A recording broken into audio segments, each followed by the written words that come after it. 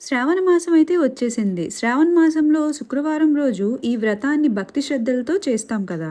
ఈరోజు వరలక్ష్మి అమ్మవారిని పూజించి ఇంట్లో ఐశ్వర్యం, ఆరోగ్యం, సంతోషం, కుటుంబ క్షేమం కోసం ప్రార్థిస్తాం. వరలక్ష్మి అమ్మవారు అష్టలక్ష్ములకి ప్రతిరూపమని నమ్మకం. అందుకే ఈ వ్రతం మన ఇంట్లో చాలా ఇంపార్టెన్స్‌తో చేస్తాం.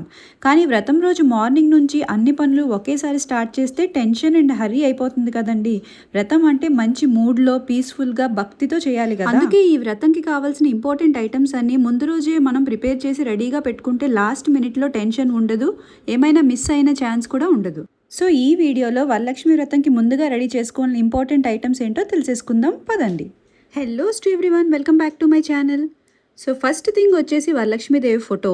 సో వ్రతం చేసినప్పుడు అమ్మవారిని మన ఇంటికి ఆహ్వానించి భక్తితో పూజ చేస్తాం కదా, అందుకే వరలక్ష్మీదేవి ఫోటోని ముందుగానే రెడీ చేసి పెట్టుకోవాలి. పూజా ప్లేస్లో క్లీన్గా బ్యూటిఫుల్గా డెకరేట్ చేసి పెట్టుకుంటే అమ్మవారి ప్రెజెన్స్తో పూజా మందిరం ఇంకా డివైన్గా అనిపిస్తుంది. నెక్స్ట్ వచ్చేసి అమ్మవారి కాసు. ఇది కంప్లీట్గా ఆప్షనల్ అండి, మనకు కుదిరితే తీసుకోవచ్చు. నెక్స్ట్ చాలా ఇంపార్టెంట్ వరలక్ష్మీదేవి కలశం. ఈ కలశాన్ని అమ్మవారి ప్రతిరూపంగా భావించి కలశంలో నీరు, పసుపు, అక్షితలు, కాయిన్స్ లాంటి వాటిని పెట్టుకొని పైన కొబ్బరికాయ అండ్ మ్యాంగో లీవ్స్తో అలంకరిస్తాం. ఈ కలశం అనేది రాగి, వెండి, ఇత్తడి, బంగారం వీటిలో ఏదైనా వాడుకోవచ్చు. నెక్స్ట్ వచ్చేసి అమ్మవారి ప్రతిరూపం. ఇదైతే మనకి అమెజాన్లో దొరికేస్తుంది. వీటితో పాటు కొన్ని యాక్సెసరీస్ కూడా ఉంటాయి, లైక్ కొబ్బరికాయ పెట్టుకోవడానికి. అవన్నీ మీకు కుదిరితే తీసుకోవచ్చు, లేదంటే ఇది కంప్లీట్గా ఆప్షనల్ అనమాట. తర్వాత కొబ్బరికాయలు అయితే 2 కావాలి.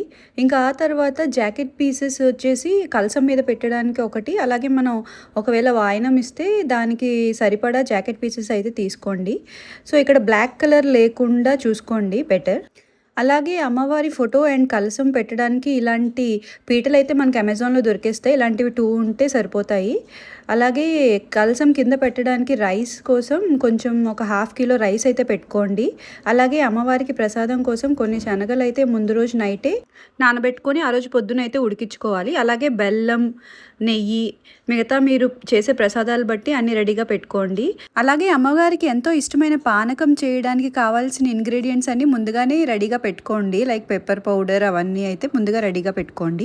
అమ్మవారిని పూజించడానికి చామంతి పువ్వులు, అలాగే మీకు అవైలబిలిటీలో ఉండే పువ్వులన్నీ తెచ్చి పెట్టుకోండి.